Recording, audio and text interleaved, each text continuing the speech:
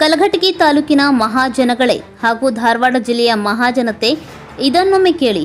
ಕರ್ನಾಟಕ ಕಾಂಗ್ರೆಸ್ ಸರ್ಕಾರದ ಜನಪ್ರಿಯ ಶಾಸಕ ಹಾಗೂ ಅಬ್ಬರಿಸಿ ಬೊಬ್ಬೆ ಹೊಡೆಯುತ್ತಿರುವ ಧಾರವಾಡ ಜಿಲ್ಲೆಯ ಉಸ್ತುವಾರಿ ಸಚಿವ ಸಂತೋಷ್ ಲಾಡ್ ಅವರ ಕ್ಷೇತ್ರವಾದ ಕಲಘಟಗಿ ತಾಲೂಕಿನ ಬೆಲವಂತರ್ ಗ್ರಾಮ ಪಂಚಾಯಿತಿಯ ವ್ಯಾಪ್ತಿಯಲ್ಲಿ ಬರುವ ಸೋಮನಕೊಪ್ಪ ಗ್ರಾಮ ಅವ್ಯವಸ್ಥೆಯ ಆಗರವಾಗಿದೆ.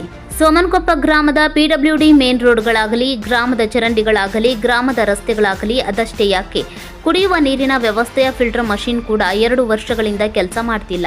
ಗ್ರಾಮದ ಹಿರೇಮಠ ಓಣಿಯ ಹನುಮಂತ ದೇವರ ದೇವಸ್ಥಾನ ಹತ್ತಿರ ಚರಂಡಿಗಳಲ್ಲಿ ನೀರು ನಿಂತು ಗೊಬ್ಬು ನಾರುತ್ತಿದೆ.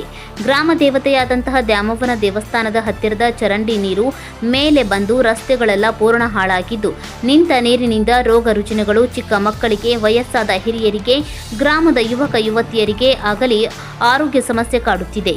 ಇದು ಹೀಗೆ ಮುಂದುವರೆದರೆ ಡೆಂಗ್ಯೂ, ಮಲೇರಿಯಾ ಗ್ರಾಮದ ತುಂಬ ಹರಡುತ್ತದೆ.